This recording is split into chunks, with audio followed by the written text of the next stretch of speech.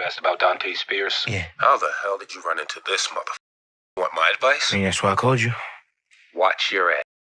He's one of the biggest informants on record, Tariq. Dangerous as f.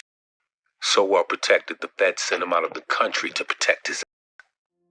Was Mecca's character a missed opportunity in the world of Power Book 2 Ghost? He was introduced as this big mystery. Just like Ghost, he had a dual identity, so did Mecca. Someone who moved in silence, and someone who definitely had a few ghost-like traits. He had a military background who had a bunker full of supercars, a plane full of product, but no pipeline or distribution network. Towards the beginning of Book 2 Ghost, we all questioned, who exactly is Mecca? Does he have any connections, past or present? What's his history and why did he come back to New York? Even Kane questioned him right at the beginning of Season 2, where he pretty much hit the nail on the head. You smell like a fucking nut. But as we moved throughout the story throughout Seasons 2 and also 3, we did get some of those answers. What could I say? You're like the go-to global snitcher. From someone who seemed formidable, strong, and in control, someone who'd been manipulating Kane and had Monet and the Tejadas right where he wanted them, with the use of manipulation, control, and the art of seduction. They built his character up only to tear him down by making him not only Blanca Rodriguez's confidential informant, but the goat of global snitches, and then I guess time was ticking. But now that Power Book 2 Ghost has come to an end, I did want to revisit the topic of Mecca and ask, just how big of a missed opportunity was he really? Because after all, this wasn't just someone who connected the dots back to the original Power. He was powerful, strategic, because of his military background, and I'd also go as far as to say someone who looked more of a threat than Noma, even though Noma was above Mecca. So, that's the topic of discussion in the rest of this breakdown. We're going to run through who Mecca was, a few important plot points from his story arc in Season 2, and then we're going to run through some thoughts, theories, and a few different outcomes that I would have liked to have seen from Mecca if he did survive Season 2, but also how they can still give us that story in the future. With that being said, let's start with who Mecca was and how exactly he connected the dots back to the original Power. You know, I would really love to take you somewhere. I don't know if that's a good idea. Why? Old friends can't go places together? I don't know that we're old friends. Okay. Then what are we? Now, when we were first introduced to Mecca, we as the audience had no idea who he was, but one thing we did know for sure, he did have a history with Monet Tejada. Very similar to how Ghost did with Angela, Mecca was someone who came back to rekindle this relationship with his childhood sweetheart after building his wealth and empire in the drug world. And how I mentioned at the very beginning of how Mecca kind of reminded me of Ghost, this was one of them. His story with Monet was kind of reminiscent to Ghost and Angela's. However, he wasn't just back to rekindle this relationship, he came back because of Zeke Cross. When he saw Zeke on TV, he knew instantly this was his son. What am I supposed to tell my husband about another man paying my nephew's $1 million bill? I don't know, Monet. Maybe tell him I did what I needed to do to protect our son. 24 years ago, Mecca and Monet were in a romantic relationship, but at the time, Mecca was in a really bad place, and that's when he made the decision to leave and join the military. Had he known that he had a son, maybe he would have stayed, who knows. So, he had this connection to Monet that dated all the way back to their childhood, and he was back to not only kind of rekindle this relationship with Monet, but to also take care of her, Zeke, and also Drew, Diana, and Kane. But that wasn't the only connection. I was betrayed. My operation in California has been irretrievably compromised. And until that situation is resolved, I have products in the pipeline that needs distribution. Back in Power, even though he was never specifically mentioned, he did play a massive role in law enforcement tracking Filipe Lobos, because Mecca was the one who betrayed his operation in Miami. Because of this betrayal, it led Lobos to moving his operation to New York, and in turn, the Eastern District setting up a task force to try and bring him down by trying to find his New York distributor, who of course were Tommy and Ghost. So, we all heard what Cooper Sack said at the end of Season 2. He was the reason the Eastern District set up their task force, and had Mecca not betrayed Filipe Lobos in Miami, maybe Angela would never have walked into Club Truth. It would have completely changed Power as we now know it. In an alternative reality, Ghost may have never met Angela, Filipe Lobos may never have pushed more product on Ghost and Tommy, and they may never have been under the scrutiny of law enforcement as much. But it was a very clever plot hole that the writers found to tie Mecca into OG Power, and something I do wish they followed up on a little more. We all heard what Filipe Lobos said in the little clip. He wanted to deal with the problem in Miami, but before he could, he was taken off the chessboard. So, there is a story that they could explore with Filipe Lobos and also Mecca, but we are going to come back around to that towards the end of this breakdown. With that being said, we know Mecca was one of the biggest informants on record, so well protected that law enforcement sent him out of the country to protect him. We trained paramilitaries, we trained soldiers. Now, some of them believed in a cause, and some of them, they were just for sale to the highest bidder, you know. Now, the highest bidder at that time was a man named Lobos. He took one look at me and he just knew I had a price. And he was right. He sold out Filipe Lobos to law enforcement for his freedom, and Lobos never really uncovered the truth because Ghost and Tommy got rid of him before he could piece the puzzle together. Now, he wasn't just any ordinary informant, he was the GOAT of global snitches. He was Blanca Rodriguez's CI, and he was also Noma's snitch, who informed on all her rivals such as Francesco Lombardi out in Milan. He was also her first lieutenant and fiancé. Although on the fiancé point, now that we've seen Ghost Season 4, I think we all know she was never in the relationship with Mecca because of love. It was literally a business transaction to get her US passport, which in turn would have helped her get these government contracts. Mecca also knew Tommy and Ghost, and also what Tariq did to Ghost. And at the time, a lot of us had questions in regards to how did Mecca know what Tariq did to Ghost? And I guess the only logical answer to that particular question is Blanca Rodriguez. Maybe she's the one who told Mecca. So again, there was a lot that they could have done with Mecca's character because of his past connections. The kind of character he was, him being powerful, strong, strategic, having past ties to Filipe Lobos, and also knowing Ghost and Tommy. But that's a little about who Mecca was, his past, history, backstory, and his connections back to OG Power. So, onto his story arc throughout Power Book 2 Ghost, and some of the key plot points in Season 2.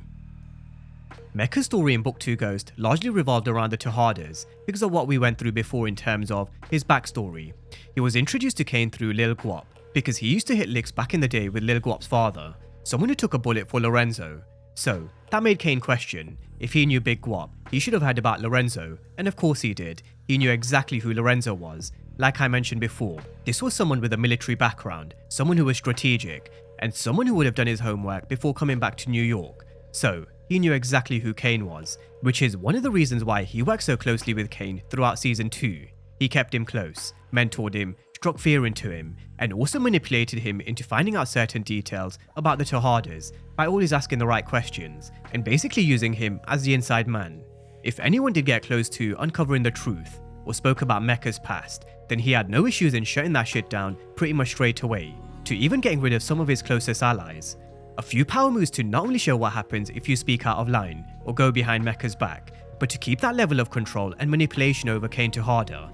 And we do have to mention, the look on Kane's face during a few moments in Season 2. Not many people could strike fear into Kane the way Mecca did. Even in Season 4, Kane really wasn't afraid to talk back to Noma, but with Mecca, it was different. I just want to say,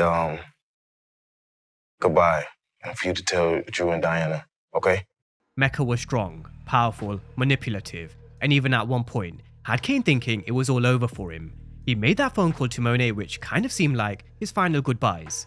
However, even though Kane was a pawn on Mecca's chessboard, along the way, Mecca did mentor Kane at the same time.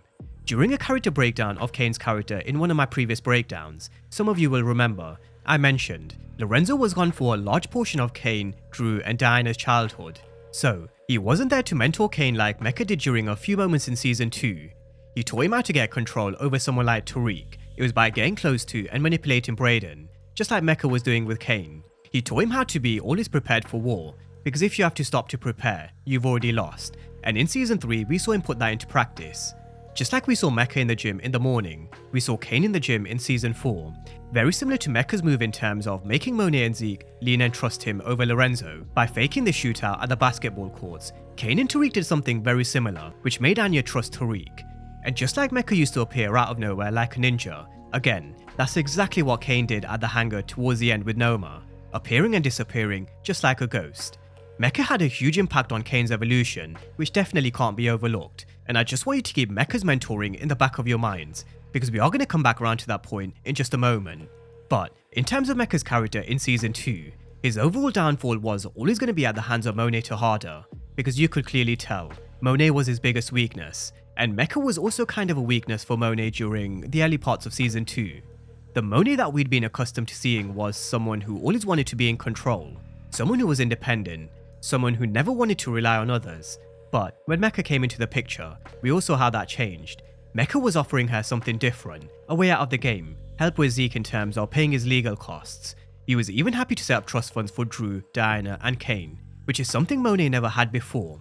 So, with Monet, Mecca was becoming a distraction, which led to a few mistakes from Monet's end. Mistakes because she was kind of living this fantasy with Dante Spears.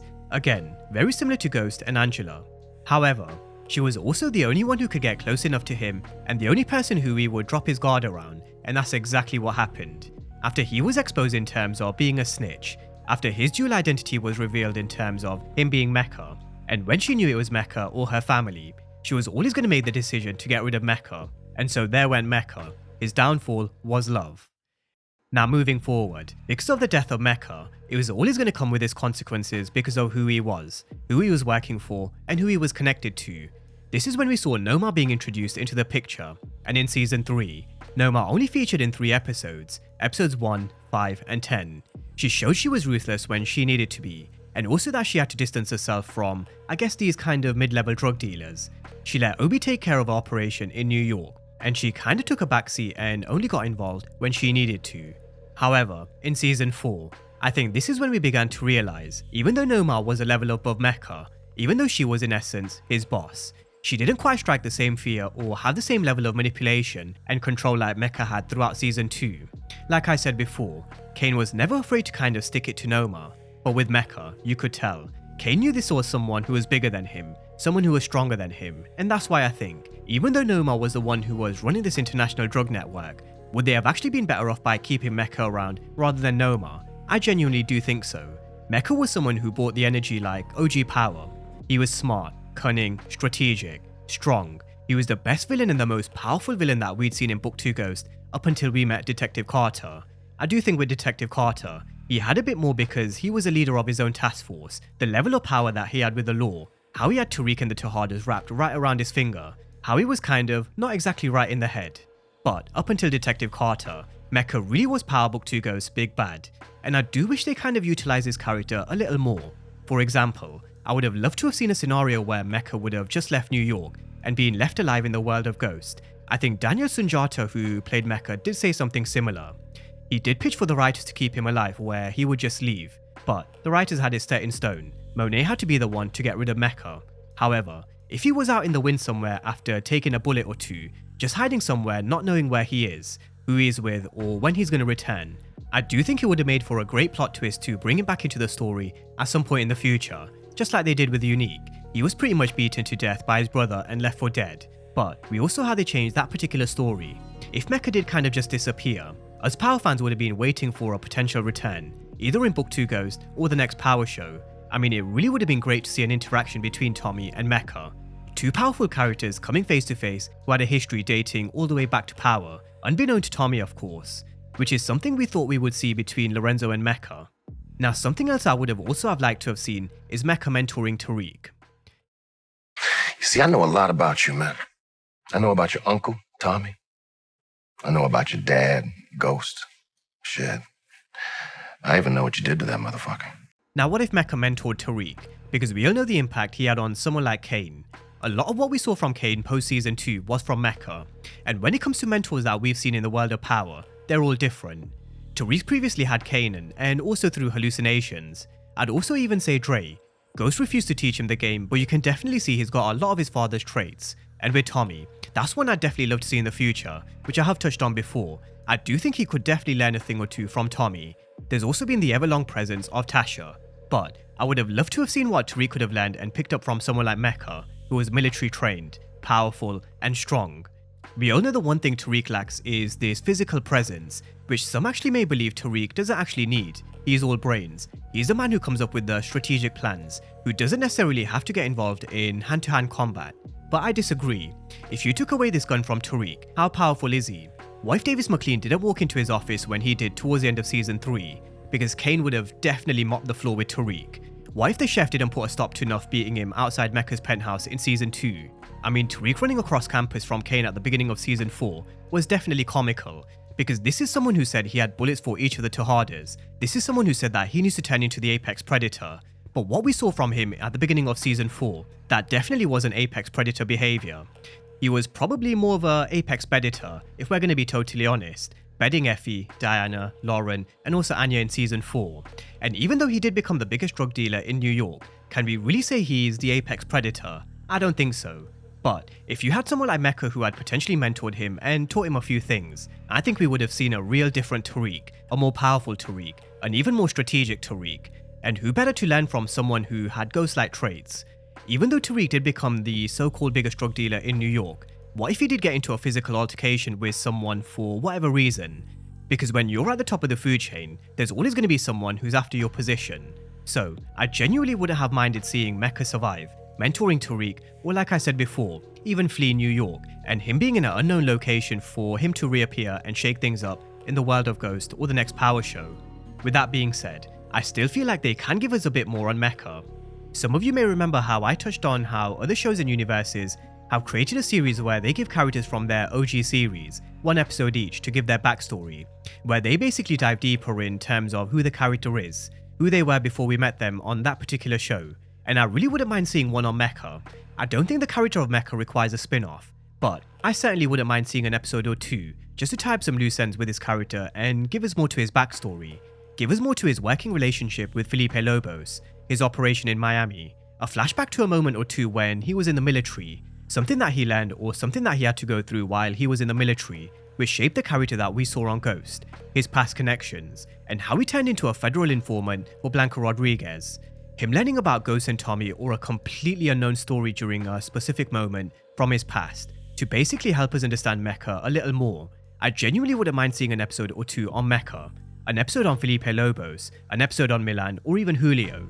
I've also got a video planned on Julio because he was someone who had a lot of connections that Ghost relied on during the early seasons of Power. I'm sure Power fans would love to see Julio back, where they dive deep on his history with the Toros Locos gang, and also his former connections, because he did have a few. So let's see if they have something similar cooking. So let's see if that's an idea that they kind of tap into.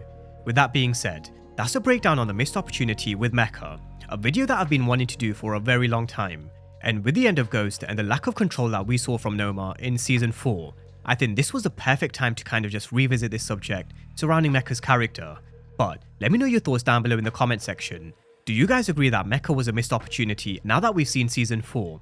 And would you have liked to have seen them do something different? And would you like to potentially see more? Let me know down below in the comment section. And as always, thank you guys for watching, and I'll see you next time.